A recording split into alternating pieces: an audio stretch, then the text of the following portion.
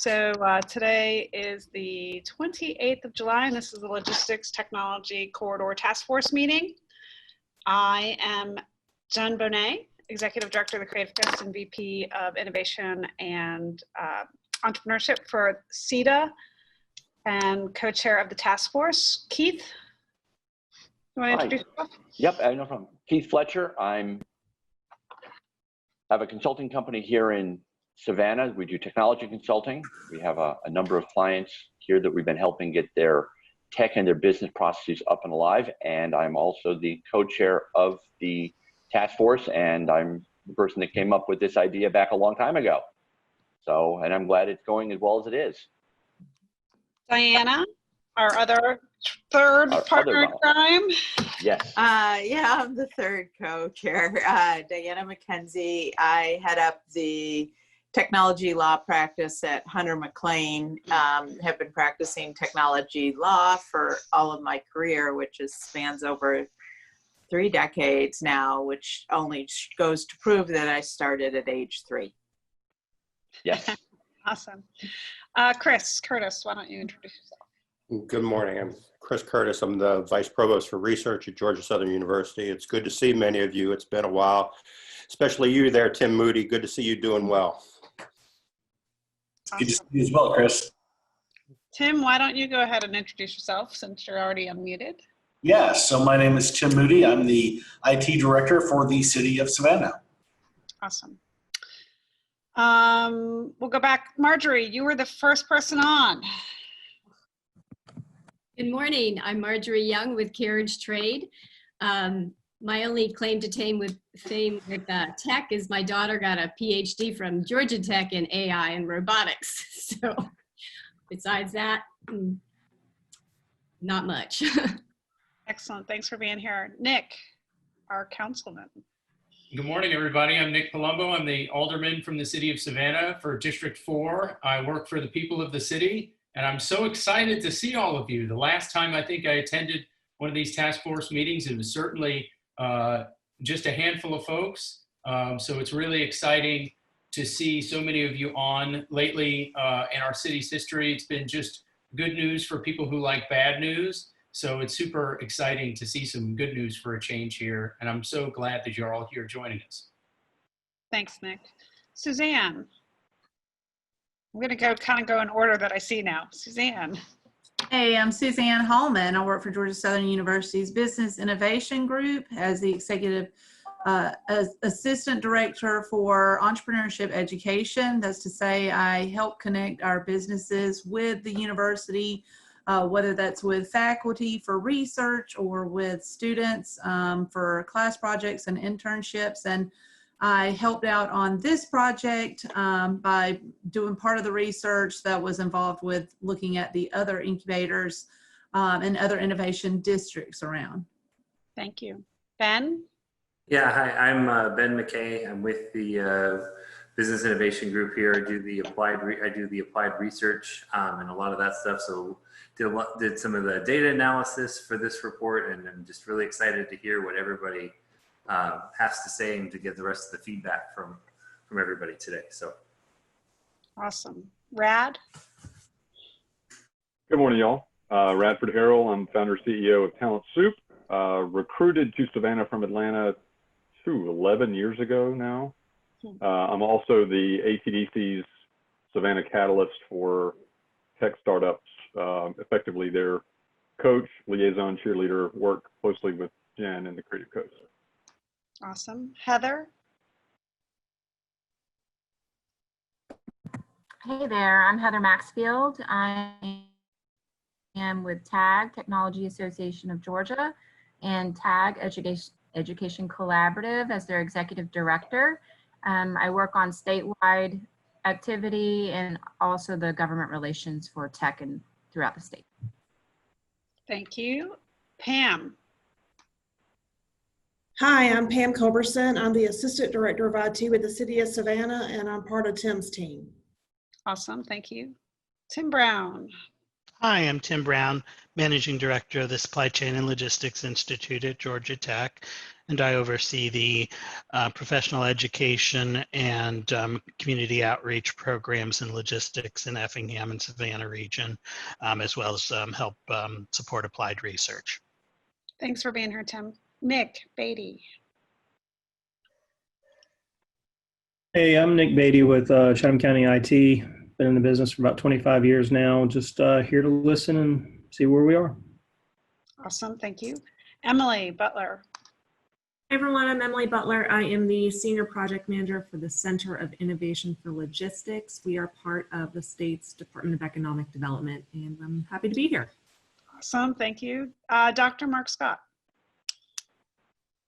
Hi, good morning, everyone. Pleasure to be here. I am Mark. I'm on the faculty, Logistics and Supply Chain Management at Georgia Southern University.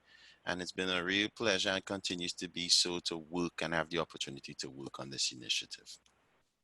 Thank you for being here and all your work on it. Jim Collins. Good morning, everyone. Good to see everyone.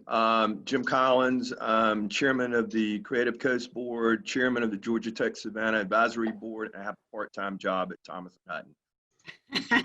I believe that. John Robertson.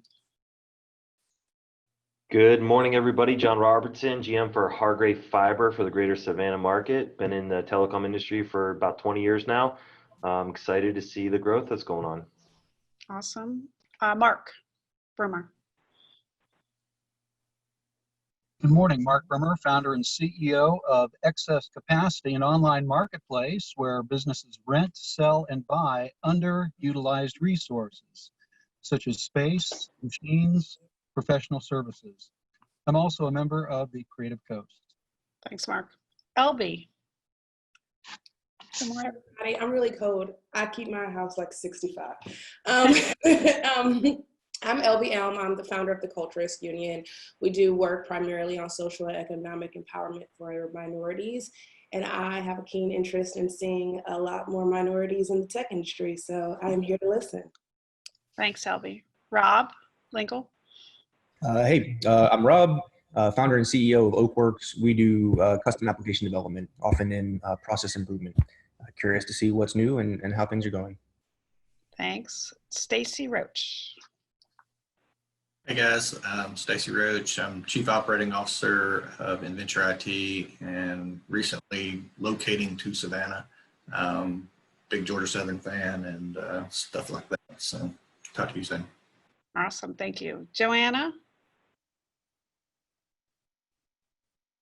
Hi, good morning. My name is Joanna Huckabee. I work for DJ Powers Company, so we're just kind of listening in, excited about the initiative that you guys have spent so much time on, and looking forward to being of any help that we can.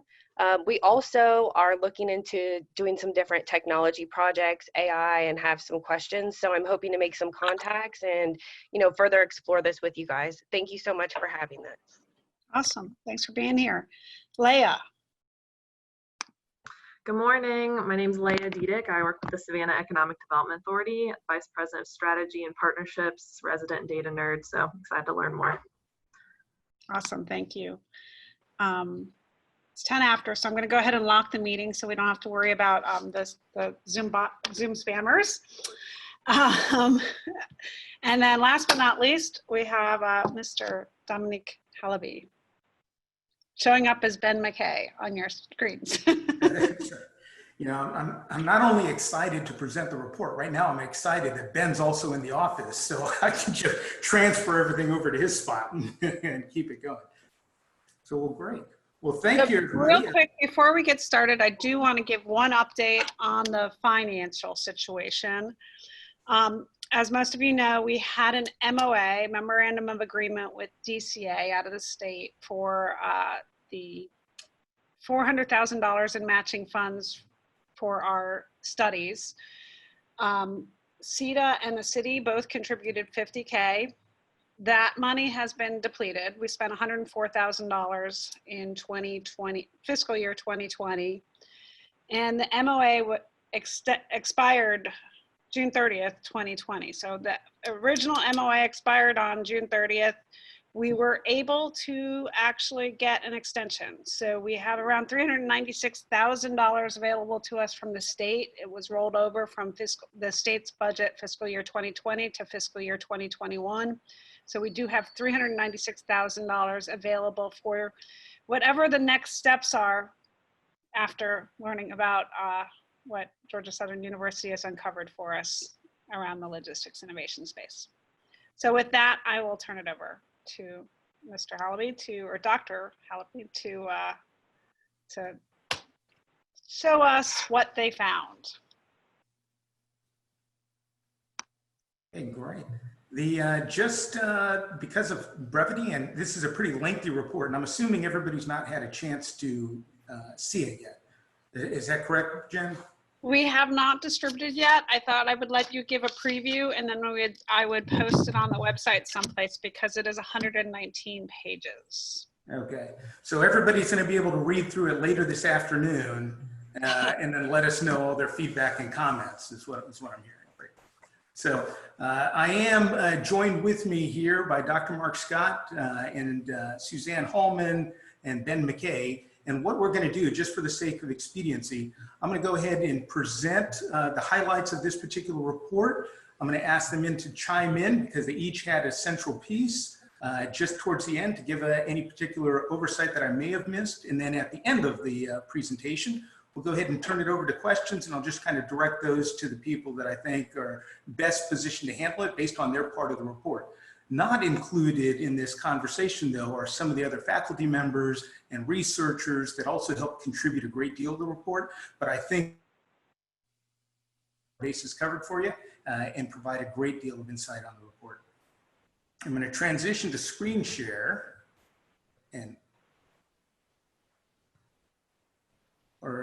let's see. Jen, I'm getting an error message that it's disabled participant screen sharing.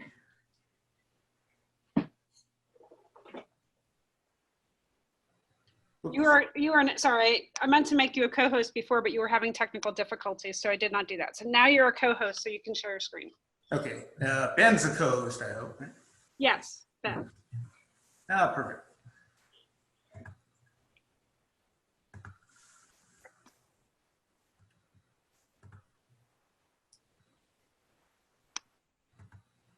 There we go.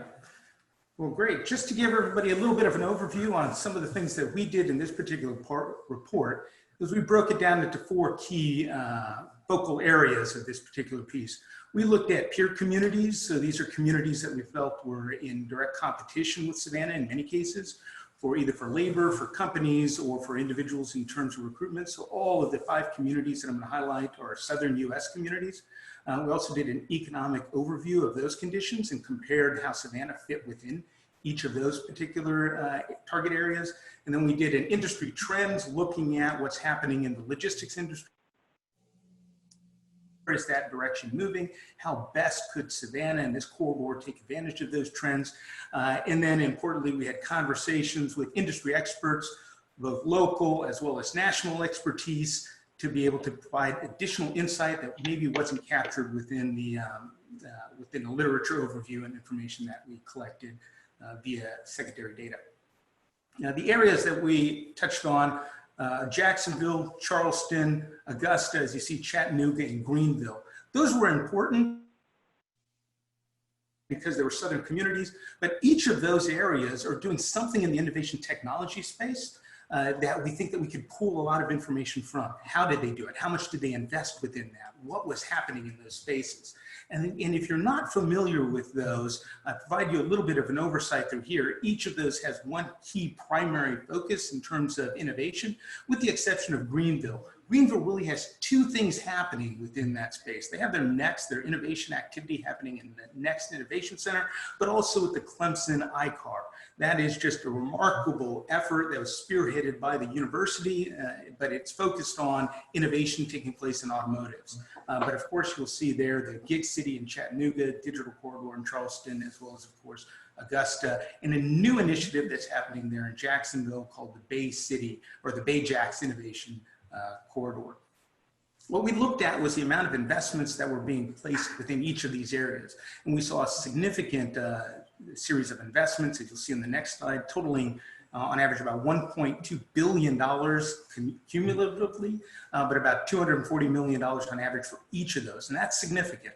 That had to do whether it's a physical space or investments to the area around it, really to foster growth and innovation.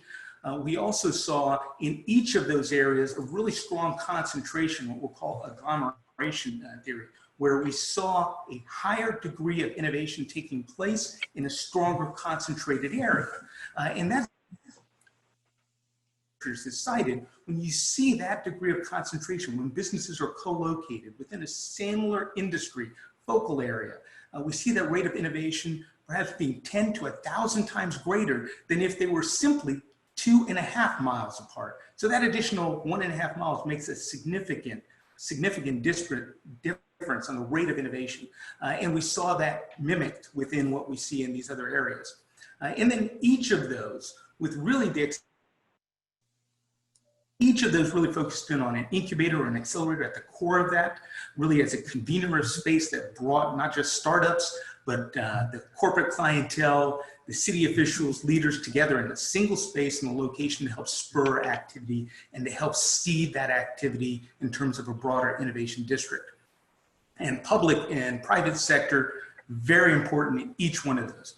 What I will point out, and when I say with the exception of Bayjax, in Jacksonville, that effort was not, when it started, was not connected to a university directly, and we didn't see a lot of momentum activity.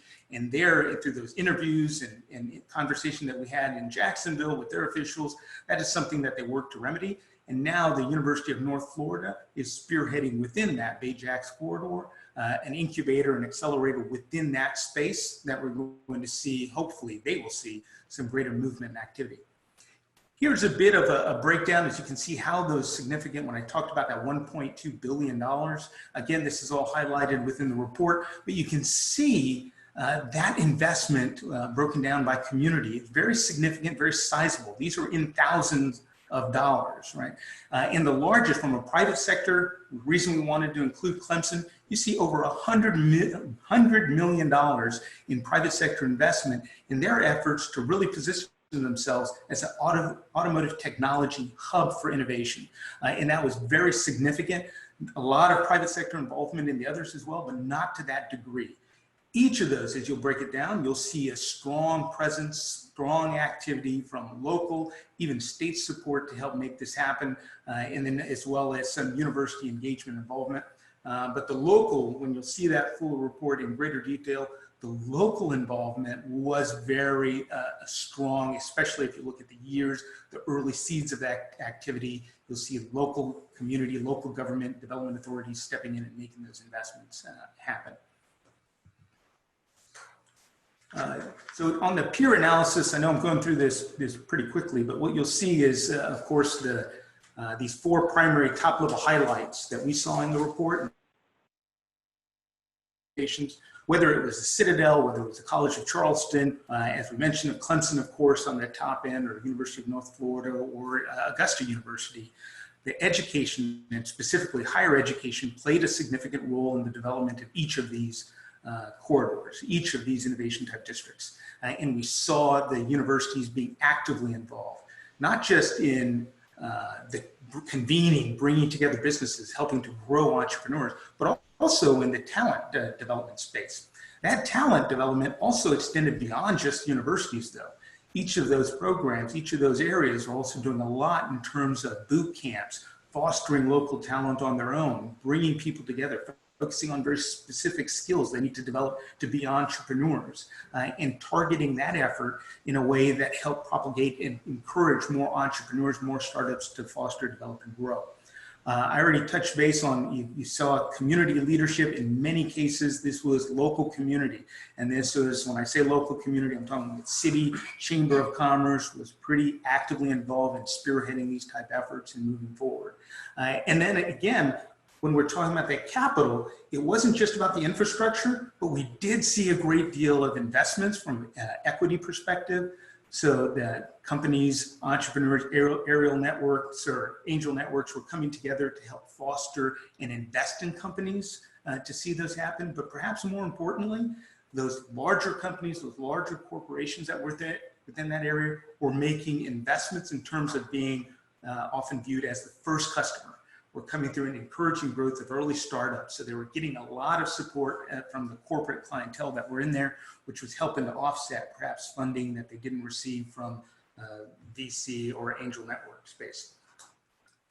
I'm going to ask Suzanne just to chime in a little bit and make sure that I didn't miss. Suzanne did a great job in reaching out to each of those core areas and having the conversations and pulling a lot of deep dive, and you'll see that more comprehensively in the report. But Suzanne, you see anything that I may have missed on particular highlight that you want to bring attention to, and then we'll answer questions towards the end when we get through that. I don't really see anything that you missed at all. But yeah, we got a lot of great information from all of these different areas. In Greenville in particular, as was mentioned, you know, the CUI car was very heavily invested in, but it acts more as a research park. So they had a lot of private and public investment, but really the community came together with that next innovation center to develop it through their chamber. So I thought that that was pretty neat. But yeah, each one of these areas, if you guys have any questions, I'm happy to answer whatever I can. Okay, great. Thanks, Suzanne. And we'll try to, just for the sake of expediency, because it's a lot of information, I'm going to kind of ask. I'd love to take questions as we go, but maybe just kind of hold those towards the end so we can kind of hit all the high points and hitting those.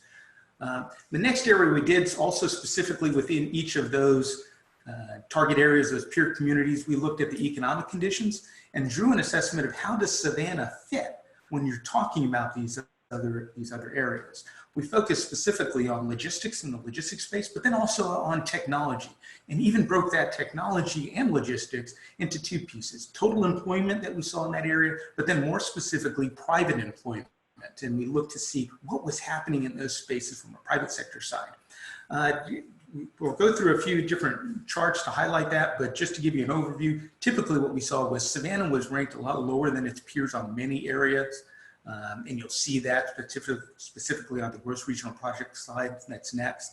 But we did see enormous amount of standouts for Savannah that I think really highlight some opportunities for targeted growth, particularly in technology.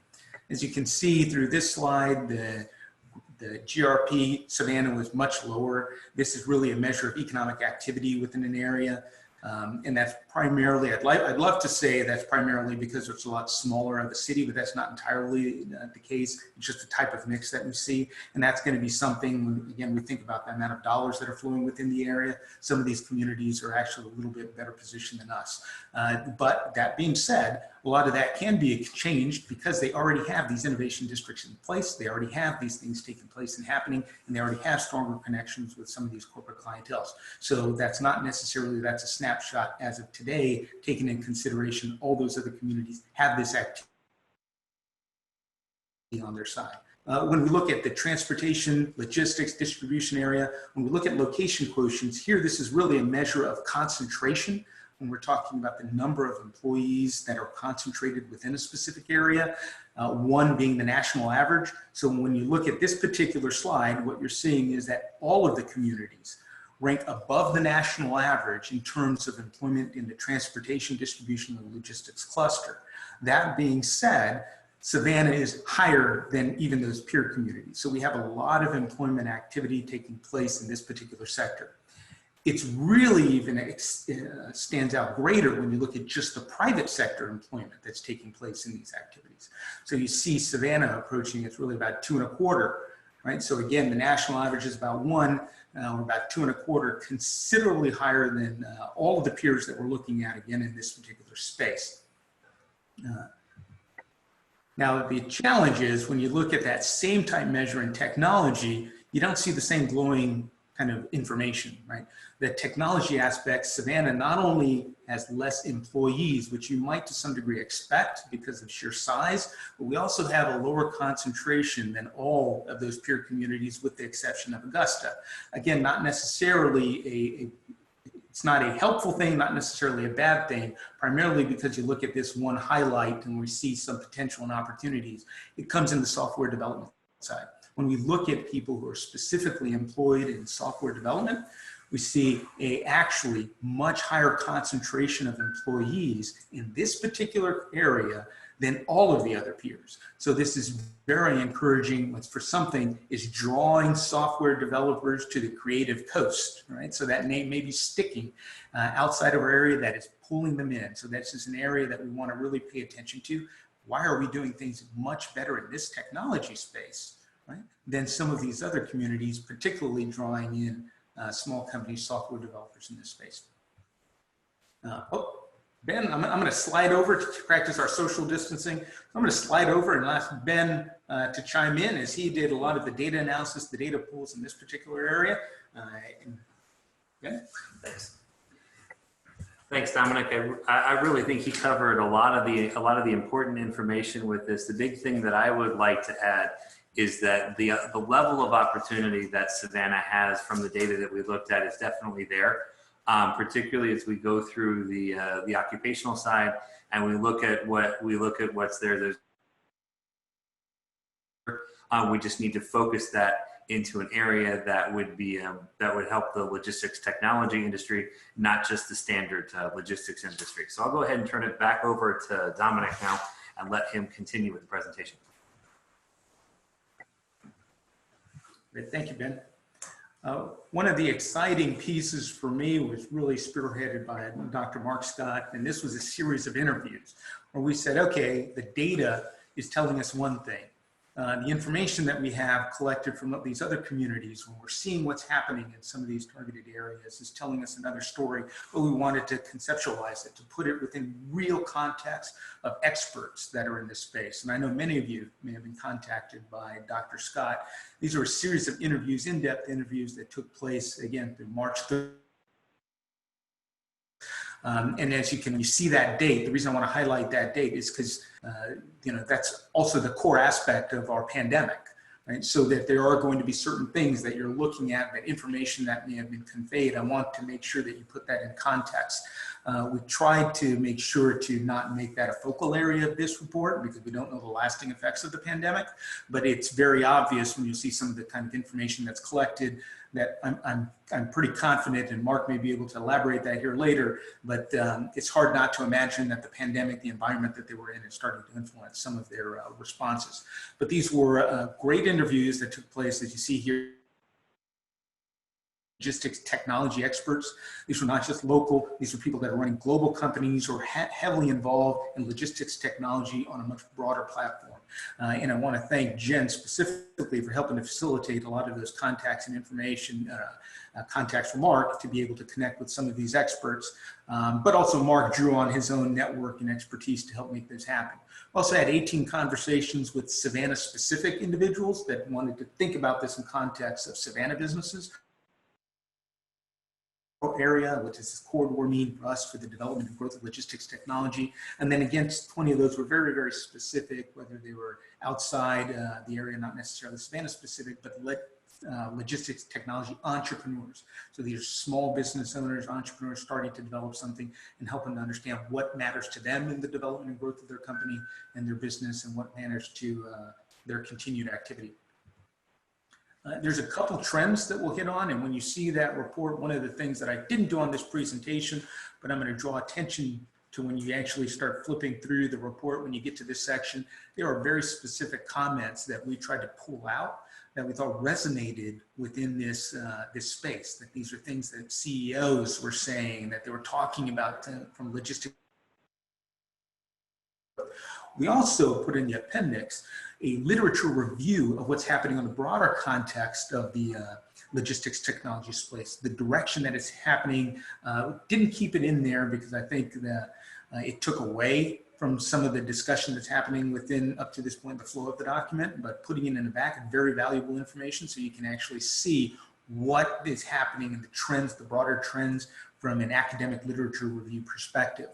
But there was two really buckets of information that we started to see, and that has to do with what's happening in the market and then what's happening on the social aspect of it. influence that logistics technology is having.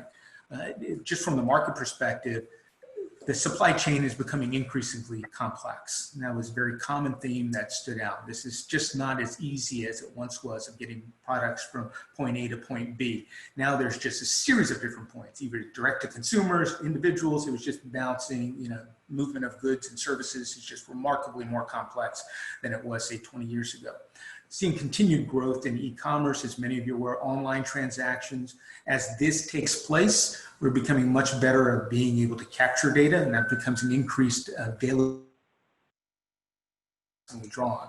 And then a growth in, of course, the sharing economy. And by that, if you think from a consumer's perspective, you think about people able to share the resources they have, like the Uber, Airbnb, but you're seeing that take place in this space as well, whether that is through the logistics, freight, or cloud information. That is, again, information is being shared and parsed out based on need. And the dynamics of the labor market continue to elevate and grow. From a social side, this is where some of the things that I say and again, I'd let Mark kind of hit on this a little later if he so chooses, but there's a lot of aspects to COVID-19, right, that you see on there, things like remote work, even though that was a trend taking place in many respects, could be accelerated by the responses that we're receiving, again, by COVID-19 and social distancing. 6 months ago, many of us probably haven't even really heard of that term, and now that it's coming up as a social trend, makes me wonder what the impact of the pandemic is having on the type of responses that we receive. But of course, from a social perspective, what they say, imitation is the sincerest form of flattery. And so we do see a lot of firms mimicking behavior of other firms, right? So what's working in one area, we see that replication taking place in the copying of that activity. And then of course, things like the gig economy, if you're familiar with Fiverr, TopTal, Upwork, as opposed to hiring employees for life. What we see more is hiring people for a very specific skill and then fostering and exploiting that skill to the best of their ability and keeping that continually moving so that you're targeting talent and having more and more platforms to push that growth of the gig economy. Just a couple of things when you look at these from a combined perspective. We're seeing things, people are continuing to work remotely. We're seeing increases in remote work. Again, there's a lot of data that's starting to come out now that companies are starting to question that, but at the time that we did the study, we again wanted to put that based on the information that we were receiving, that this was an increasing trend. Whether or not that remains is going to be something that we need to monitor and look for. Same thing with social distancing practices. If we talk about in a year, am I going to be sliding back and forth here with Ben as we do these type of presentations, or we'll be doing these face-to-face? What impact do these things have long-term in the logistics technology space? Key areas where we talked about organizational or happening here. You'll see there, really the big thing is kind of item traceability, whether that is through RFID chips, blockchain. We're really able to provide a certain degree of security, as well as a certain amount of traceability for products and using that technology. Universities, again, in these conversations is something that kept popping up. And so we saw that in the peers and how they were utilizing the universities in the local market to help accelerate that growth. We also saw that in these conversations, that the universities, not just Georgia Southern, but universities and all institutions of higher education were cited as being key contributors to the development and growth of the innovation platforms. And then we focus, of course, the university is focusing on, again, that talent pipeline, keeping that flow moving, getting more workers, developing that skill moving forward, and creating an effective concentration of workers that could fit within this innovation district. The one thing that also stood out when we see here that was important for having that innovation districts in play was having that human capital. So this is not just about having companies co-located, but it's the skill of those employees, the skill of those entrepreneurs that are co-located that really makes that innovation district thrive and develop and grow. Other key highlights that came about in those conversations, what we do see here is the factors influencing local decision making. Very obvious to see those top three stood out well above the rest, and that has to do with the transportation systems that are in place in the area. Again, that technical talent, we can't downplay that technical talent and the role it plays in fostering innovation and growth, and then access to capital. Those three things really stand out when you look at a scale of 1 to 10 and how those were measured out. Those three really stood out above the other components that were highlighted within there. Just again, you'll notice within the report when we tried to divide those out into two distinct factors, those that could help propel the innovation activity that we're seeing here, and those that could impede or prohibit those the innovation growth. You just kind of see them through here. A lot of that is, again, about access to capital, the growth of the cloud platforms. But again, this is this talent, this access to high caliber talent. So this is something that continually comes up. We're talking about having to have the right people pulled into the area, have that right skill to come into play. And then you'll see, of course, corporate sponsorship, another theme that continually reoccurred is what is the role of corporations. Prohibiting factor, lack of capital, of course, the lack of corporate support. But what we didn't see, and most of those tend to be reverse, right? The opposites of what we see, you expect to see in propelling and prohibiting, but regulatory constraints. There's not necessarily something that we talked about being an accelerant, is having in place regulatory things to help fuel that growth, but we did see it as a prohibiting factor, that the ability or concern of government getting in the way and adding constraints within the process that could really impede that type of entrepreneurial development and growth. Only thing I was going to point out on this one, when we asked the local entrepreneurs about the environment, the startup friendliness in terms of how Savannah is perceived, they're all pretty consistent, but you did see a bit of a drop in this corporate willingness. So again, highlighting some of the issues of, okay, is the corporate culture or the corporations really going to be supportive in the way that they're going to either make capital contributions to help spur that growth in terms of equity investments, or customer support, right? So are they going to be those first customers that are going to help fuel the startups activity and growth by stepping up to the plate and making investments in some of our local entrepreneurs. Just highlights on here, as mentioned, those three important factors that came up. Again, the transportation system, talent, and capital, but constantly it's the port, and then the role of the port. Right? So we have this behemoth, this 800-pound gorilla, and we're talking about logistics technology, which can be a strong key contributor to the future growth, but it's just going to be a matter of really understanding how. So how is that role going to be defined? It's there, it's widely regarded as a key asset, but it was a lot of concerns or questions relating to how that is going to play a role in what we're doing moving forward. Oh, Mark? There, Mark, I'll turn that over to you to, yep, maybe yes, I am. What you want to add through here on those questions. You did a great job with those surveys and interviews. Okay.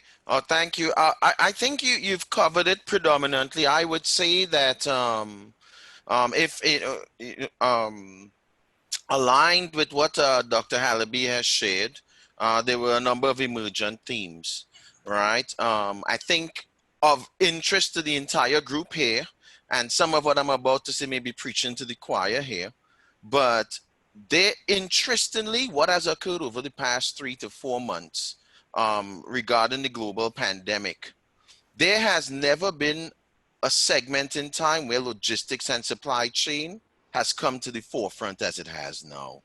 So for instance, yesterday I had the opportunity to speak to, I was speaking to 3 managing partners at respective logistics technology focused VCs.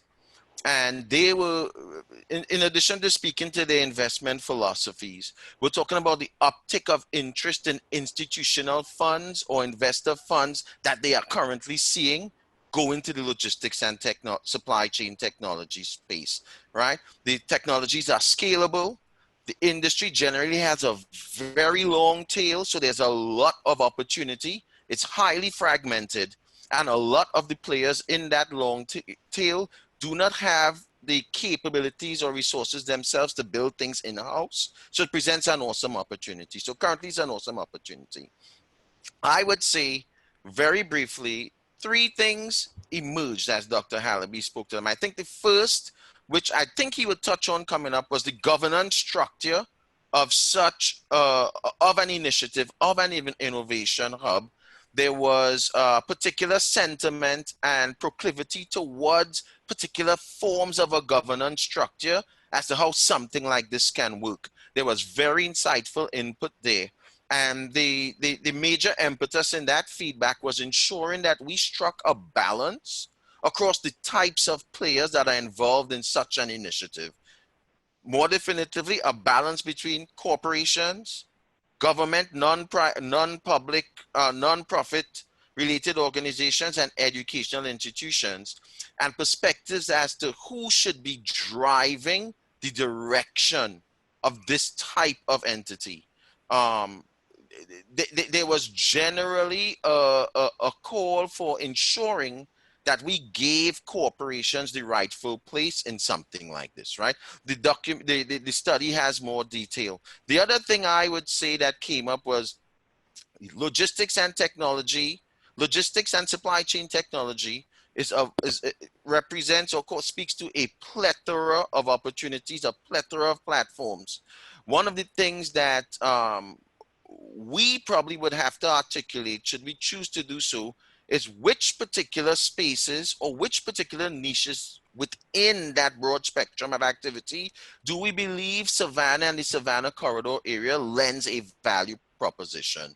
So a number of experts spoke to what they refer to as our view on the window of technology, right? So people in the space say, of course, that Silicon Valley or Boston, right, has a particular view on the window of technology, right?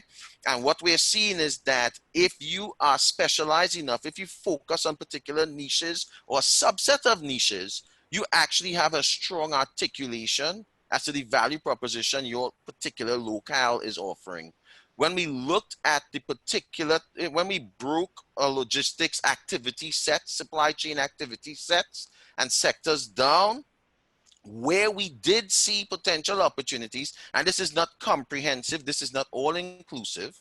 Of course, in logistics and supply chain investment activities, we can invest across the board. But where we did see, we believe that Savannah offered some form of a value proposition indexed higher above comparative markets were in the spaces of intermodal transportation, freight and mobility, because of 16 and the activity that's taking place across it and the uptick in e-commerce activity, there is a strong value proposition in warehouse and distribution fulfillment technology advancements.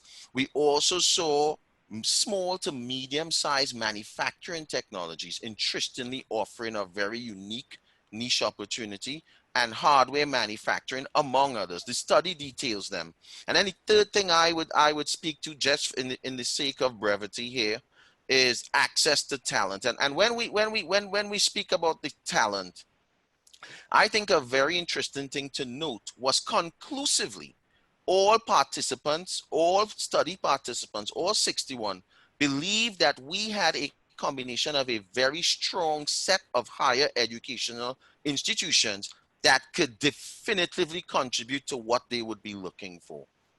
What we did hear as a subset of that particular articulation was that there was sentiment around the willingness and preferences of that talent pool post-graduation to stay in the Savannah area. So it's not an issue of whether or not we have talent or access to talent. It's where does that talent prefer and want to reside, right? And I would cede to Dr. Dominic here and be willing to speak more definitively as needed. No, perfect. Thank you. Another area when we started to really look at putting all this together, putting this information together, we wanted to look to see from an incubator perspective, and we talked about how does that rate within the existing framework in Savannah. We looked at a critical mass rating and an index.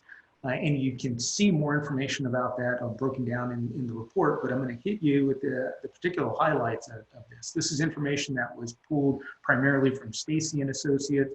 And what we found was if you can score at least a 26 on all the rating factors, that generally indicates that there is a strong support on the local platform for an incubator to be successful within that particular market. And we saw in Savannah, when we looked at all the secondary information that was made available, things from bank deposits, private sector employment, and that concentration that we have through here, we got specifically directly at 26. So that is a very positive sign of the ability of Savannah to support an incubator that can serve as that primary hub of activity of space.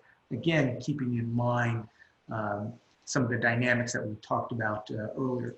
The big area that we do want to pay attention to when we did this within the confines of logistics technology, didn't see from all the measures that were there from a technical core, the aspects of there, that was the area that was a little weaker, but general small business support and support for local entrepreneurs was very strong. So we're very pleased. And that's, again, things like the Creative Coast, there's programs that are there, small business development, you name it. Generally, you have those opportunities and availability there in the Savannah space to do that. Two recommendations and next steps. So these are going to be the last two slides before we turn it over to questions here. The big thing is that we really need to work on the strengthening and help defining what that corporate partnerships can look like. As we've seen in some of the other markets, as we've seen in some of the other space, as we've seen in conversations though with the other locations, but also with Incubator, with entrepreneurs and individuals that are operating in the technology space, the corporate partnership is going to be key. So we need to work on the definition. How are they involved? How are they going to be contributing to that? And then how potentially are they going to facilitate the access to capital, whether that's coming from equity or coming from, again, those customer operating as those first customers. Understanding that relationship, understanding that connection is going to be a key driver to the success of the innovation activity, specifically this corridor. Also see what we recommend is a strong concentration on placemaking. So again, this goes back to agglomeration. So we want to think about how do we pool all of the logistic technology players in as much of a concentrated core as possible. Though, of course, the corridor in and of itself can be a broad-based area, but you start with a very strong concentration of locations.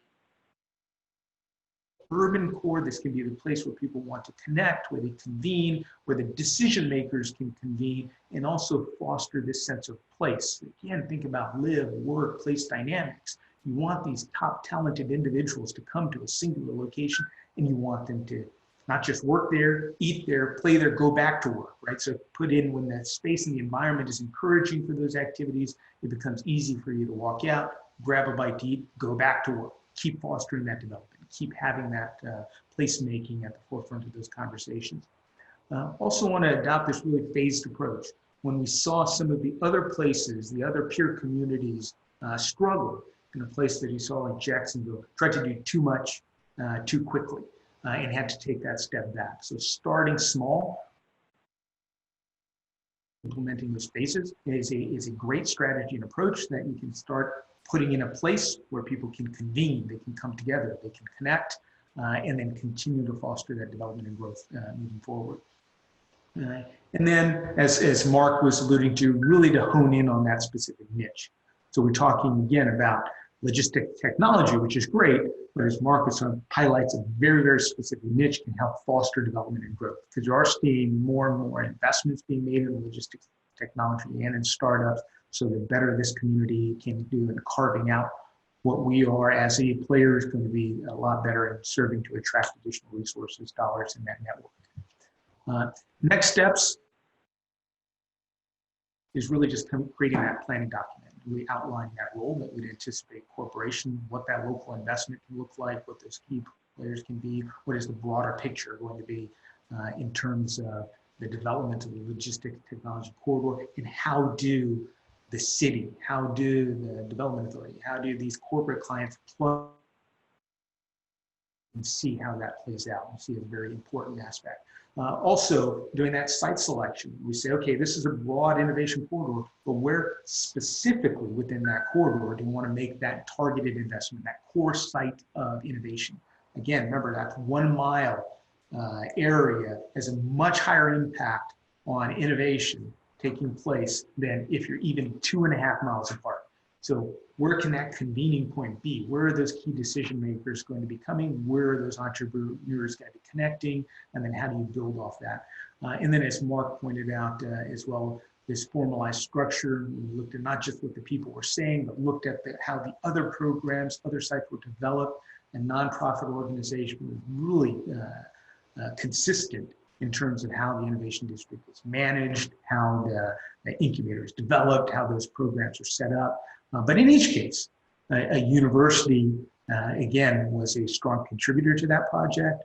Maybe not all to the size and scale of Clemson, but as Suzanne talked about, ended up being more of a research part, but it took significant and sizable private sector investments. So the role of academic institutions, the role of the private sector, and making sure that they have representation on that organizational structure is also paramount.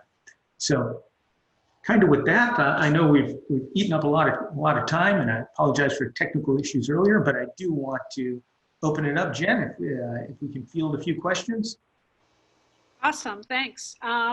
If you've got a question, why don't you start by either raising your hand or putting it in the chat room so we can kind of do this in a facilitated format.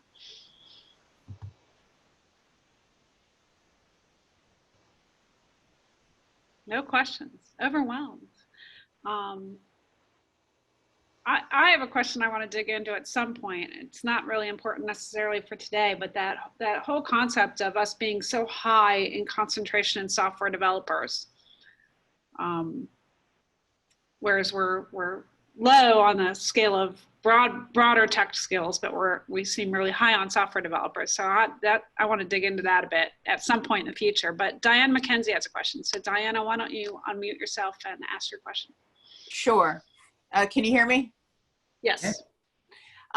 So my question is, given the pandemic and all of the craziness associated with the economic restraints that it's causing, I'm curious if your research led you, it looks like we're going to need a lot of money to pull this off. And I'm curious if your research led you to any particular ways to go after that money in a particularly difficult time to go after it.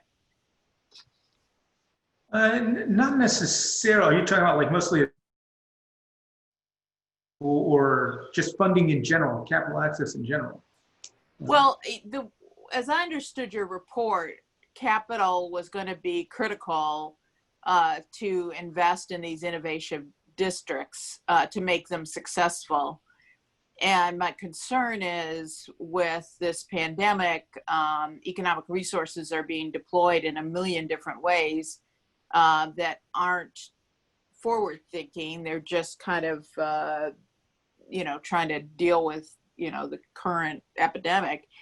And I'm wondering if when you were doing these resources, what the incentives were, or, because to get this private investment, it's a pretty significant investment. So I'm trying to figure out if your research indicated anything that would help us get there. No, I'll ask my colleagues. Generally, what we saw when we were looking at the role of the pandemic and its influence, so particularly on things like remote work and social distancing, the concern that we have, and I think your point is a great one, and say, well, how are these things going to open up possibilities that we can access funds? The challenge that, particularly with a lot of investments that had come into place, that cycle in order to have this economic impact on these areas is very, very short. So quick to turn around and respond. I know from the Department of Commerce, their funding that was being doled out for economic development and through CARES Act funding was distributed like, kind of a blink of an eye. It's difficult for us to develop and do the report while also monitoring what's happening kind of on how the federal government in particular was going to be issuing out funds. So we made much broader recommendation for changes, but understanding that those dynamics can shift when we're looking at what's happening in terms of social distancing reporting, and then how can we go after funding to do that. I think to your point, the challenge really is as we're talking about trying to develop this core site and that core relationship, what was really impactful was that connection with corporate clientele, right? Those key decision makers is one of those things that kept coming up. Well, the idea is that you need to be able to have, whether it's elevator conversations or people in the room or presentations, to be able to encourage that group. What happens when you can't do that, right? And then you suddenly lose that particular ability. Our hope is that those are temporary, shifts. This isn't a permanent aspect of the environment that we're finding ourselves in. This is just a temporary one where it creates opportunity. Yeah. What we have there, it's going to be a limiting factor in other areas, at least temporary.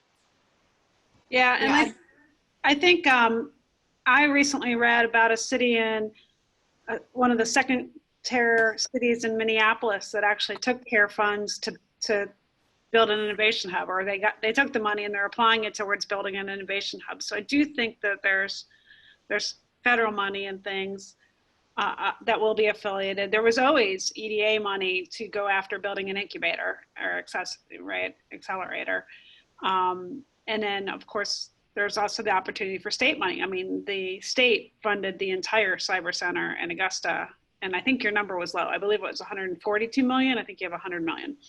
So I think there's opportunities, but I think in the next 12 months to 18-month window is mostly planning and hopefully programs, with maybe identifying where we want to build this or renovate in a couple of years. But it's, as we know from our work lobbying the state to date, it's they run on almost 3-year budget cycles, right? They already know what's being spent 2 years from now. It's already planned out. So how do we get plugged into there for 1 to 2 years out, right? So I think we're planning now for something that's going to happen when hopefully pandemic's over. Yeah, and I agree with all that. I think too I'm biased, but I think technology's gotten us out of every recession and kind of leads the way out of a lot of things. And I'm thinking the logistics industry has been really really tested by this pandemic with everybody ordering things. And I've just got to believe if we can identify those companies that really want to make a change. I mean, FedEx right now, UPS, I mean, you can't even track their packages anymore because they just have too many to put in. So I don't know. It seems like some of those big companies might be willing to invest in something. Yeah, awesome. Rad had a question, but he jumped off, so we'll go to Stacy.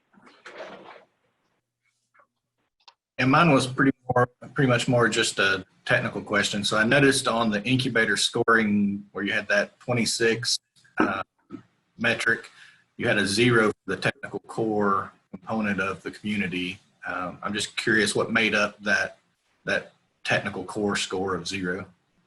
Well, the technical core is made up of a couple of different industries, including the information industry, the finance and insurance, professional, scientific and technical services, management of companies, and administration support, waste management.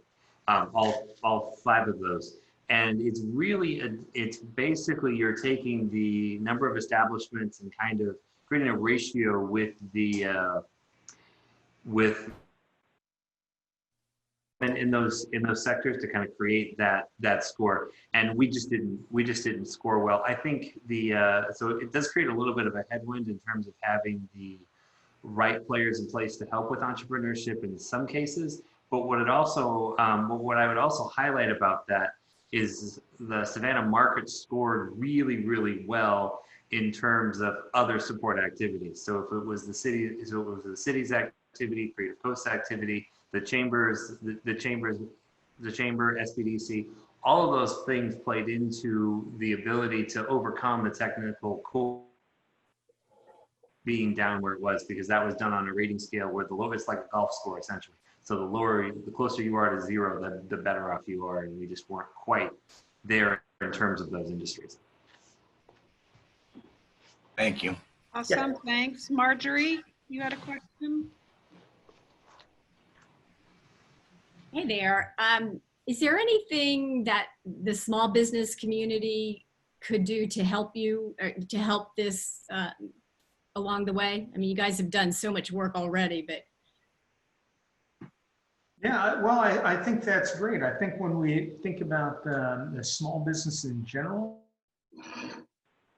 facilitating that connection to corporations, and some of the individuals that are on this call are going to be able to have stronger access and to some of the key corporate players, and having those conversations, I think, is going to be really important, so that we start thinking in terms of how can the corporations, and again, it doesn't necessarily be, as we've heard repeatedly in this, it doesn't really have to be about the corporations making equity investments or contributing dollars in terms of donations to the cause, but making a degree of commitment to sit at the table and secure business, right, from these, to actually serve as a customer. I think is going to be a great way to help fuel and influence and get these entrepreneurs, these small businesses, these budding entrepreneurs, access to capital from clientele.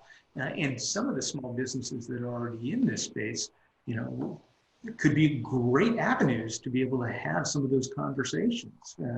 So I think that is a great question, great point. I think also being a part of the conversation, and as we continue to roll this out, I think it's extremely important. We saw in many of the other communities this broader sense of buy-in from different players, and who served at the table to advocate and talk about this, I think is really key in being those advocates. So when the Chamber of Commerce, and I'm saying because they're most large businesses, but when the Chamber of Commerce and some of these other markets had taken on the championship role to help push this through, that helped make a difference, ensuring that the private sector had a role at the table, that this wasn't just a university-driven or a governmental-driven endeavor or activity. Where we saw the private sector on board, we could point to enormous shifts in their ability to accelerate and move these forward. So on December 8th, we will be holding the 8th annual State of Small Business in Chatham County. And y'all need to be part of that. I usually have about 10 different people in different sectors, but that would be, it's benchmarking, you know, where you are right now, where you were last year. And then next year you come back and give your next benchmark, just to see the growth. And the numbers are going to be really weird this year, but this, you know, we are going to go forward with it because it's history. So. No, absolutely. I think that's a great idea. Great. Mark Broomer, you had some questions. Yes, you've highlighted the success of Clemson University's ICAR.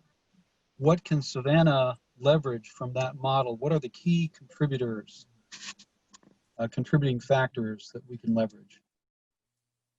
No, that's great. I'm gonna let Suzanne. You there? I know you spoke directly with the folks at ICAR. Yeah, so CUICAR is huge.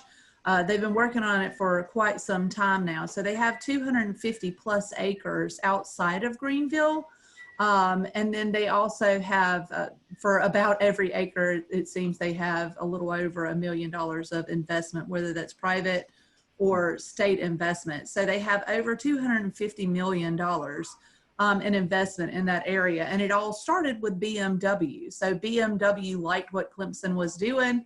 Clemson came back with, okay, hey, we're going to have a Department of Automotive Engineering. And now they have their own Masters of Science and PhD in automotive engineering. So that's where their focus really is. It's very targeted. They build a car every year. They build engines. They work on everything down to the bearings. So Koyo actually has a building there. There are what they call neighborhoods. So they have 5 technology neighborhood developments planned for that area. That said, I mean, it's huge and it didn't happen overnight, but it did come with a what helped accelerate that was a very huge investment. So it's kind of an outlier compared to what we're trying to do in Savannah. But if you look at what we are, look at the other areas and how they built, it is all about getting that community buy-in, finding the right leadership to really drive this forward. In Charleston, it was pretty much led by the city of Charleston, but because they saw a gap in their talent, and they really wanted to bring more people to Charleston and focus on those millennials that wanted a cool place to live in that downtown kind of area. They got to it and started investing in their incubator systems because CUI card doesn't even have an incubator per se where they are. It's pretty much the private sector is working right alongside with this Department of Automotive Engineering where they're getting classes and faculty involved, and they have faculty programs to get involved there, specifically those fellow programs and things like that. But in Charleston, they recruited millennials by creating more opportunities, and they had a couple of different companies, a couple of different corporations that really kind of led that drive. So once they had one big corporation in that was focused in that technology sector, then another one came in, and that kind of spurred, more and more of these companies coming in.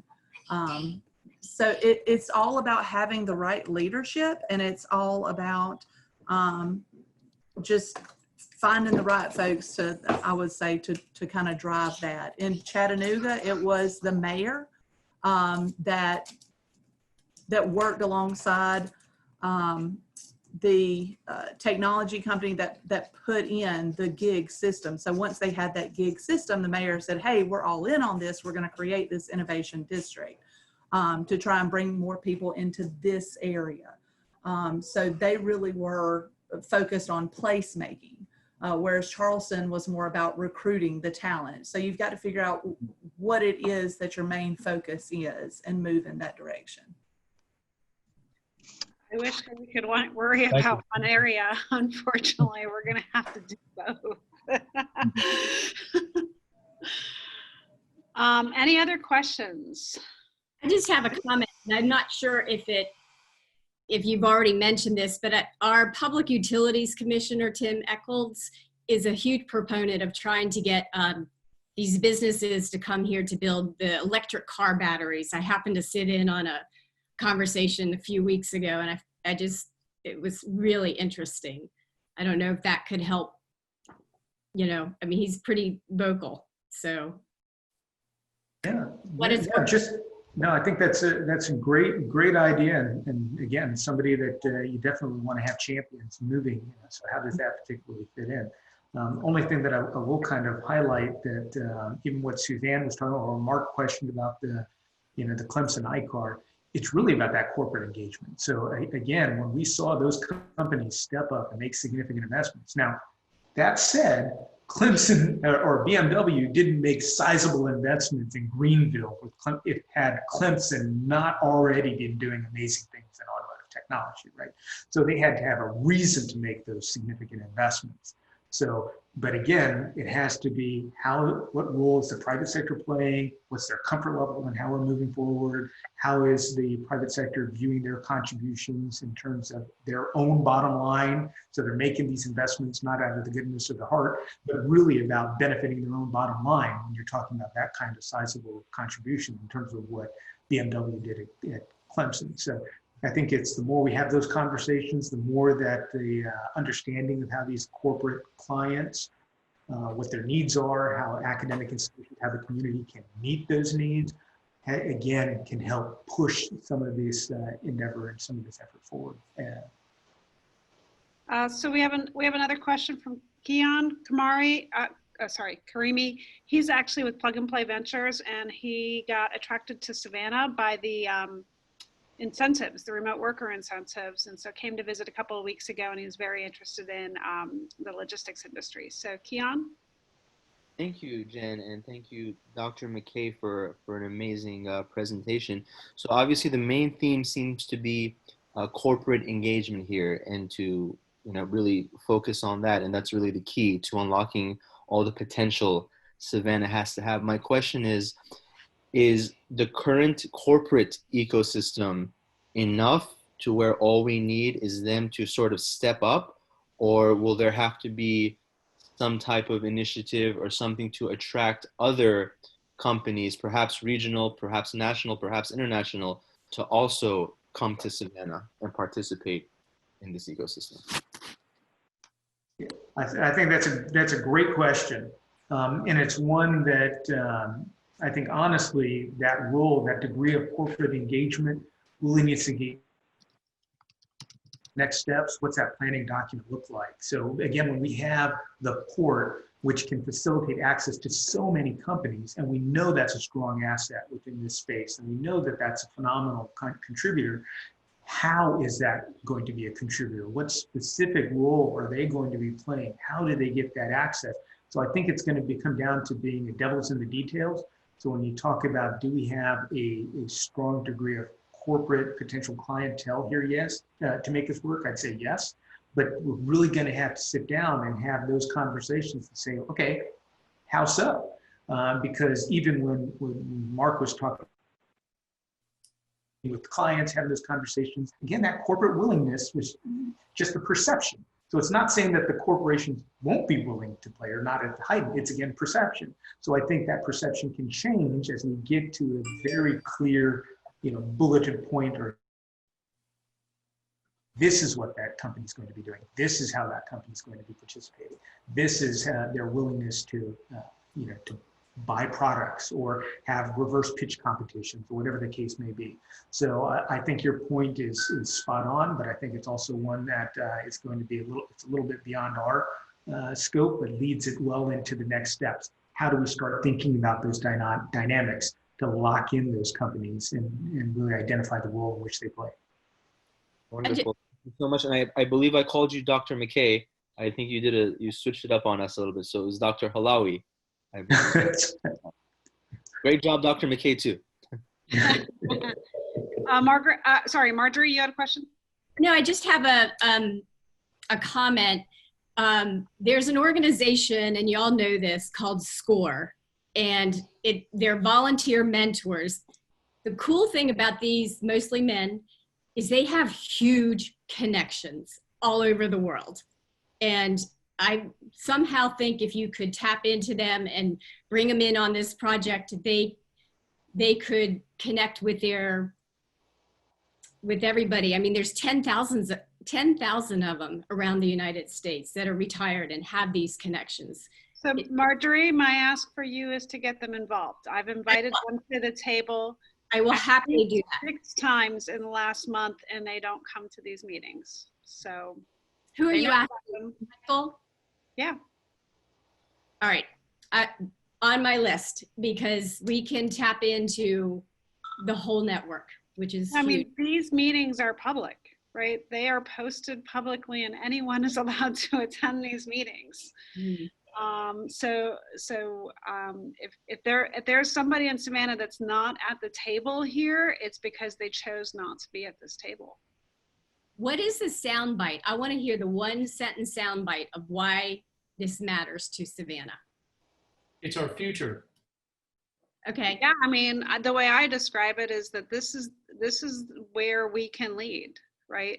How do we take an industry where we're already experts and apply a layer of innovation such that in 5 to 10 years, Savannah is globally recognized as the leader in logistics innovation in the world? And it's all forming now. We need your input. We need, yeah, it's going to take us 5 to 10 years to put together all the pieces of the puzzle that's going to make us get to the point where Forbes and Fortune magazine and Inc. magazine write about us as a logistics innovation capital. So I will go on score.org and I will put in the keywords logistics, and I'll see how many of those folks show up, and we maybe can contact them. Yeah. I don't know. Well, yeah. Okay. Right. So, medical innovation, while we have a lot of medical innovation going on in town, Cleveland and Nashville and Atlanta have kind of already claimed that, right? And so, and I believe it's not, you know, here we are, we have an industry where we are leaders already, logistics. So how do we add that layer of innovation to get us to this place in 5 to 10 years? How, not just logistics, but logistics innovation. How can we lead in that? That's the vision.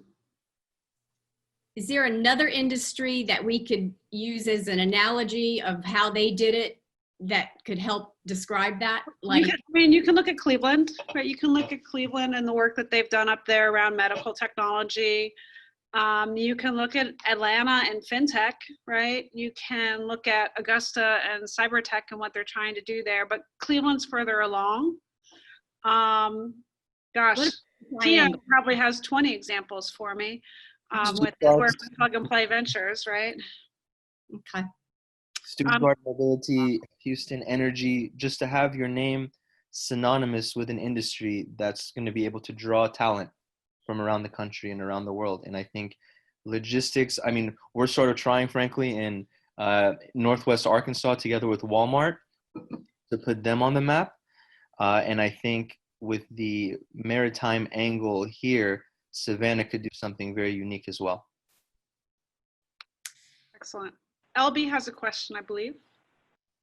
Yes, I just wanted to know what, if you guys reached out to the ports, the longshoremen associations, SSU, what their thoughts are on the corridor. So we have last December formed a leadership council. So you can think of us, this task force, as the grassroots effort that got this off the ground. But in December, we formed a leadership council that is led by Dr. Moraro at Georgia Southern University and Trip Tollison from CETA. And around that table are either C-level executives or their appointees from all the university systems, all the technical colleges, the port, Great Dane, Gulfstream JCB, Norfolk Southern and CSX have both been invited to the table because they play this connection in that intermodal place. UPS has been invited to the table.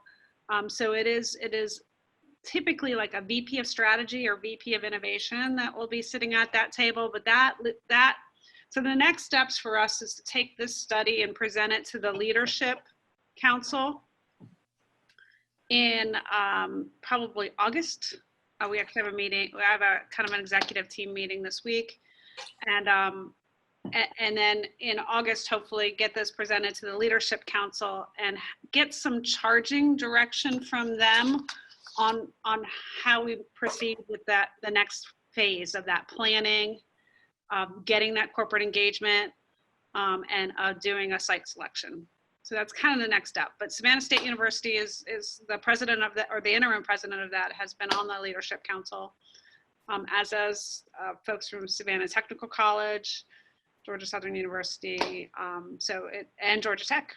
So yeah, all the university system has a seat at the table.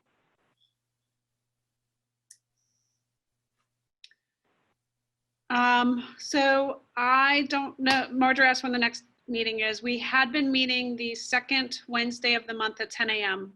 and that would be in 2 weeks. So let me get together with Keith and Diana and see if we need a meeting, or that might be too soon because I don't know that we'll have feedback from the leadership council yet, but it may be that we need to get together to plan for the leadership council. So I'll get with Keith and Diana offline and we'll get a calendar invite out to everybody.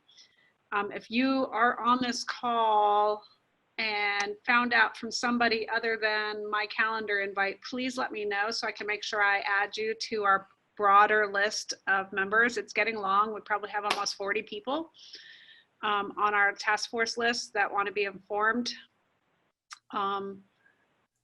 So I will keep you posted. If there are no more questions, I am going to call it a day. We've gone 20 minutes over.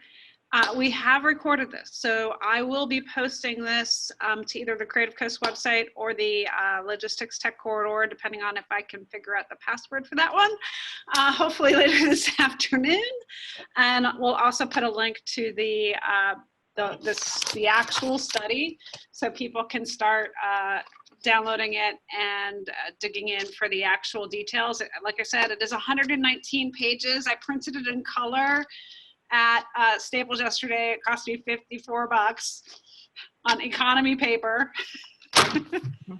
So yeah, you might want to figure out a different printing strategy than that, but I did not want to print it on my home printer. So thanks everyone for joining. Keith and Diana, if you want to hang on for a second, maybe we could powwow. Sure. And actually, I just want to say one thing. I want to say thank you, everybody, and definitely thank you to Georgia Southern for putting together a spectacular presentation.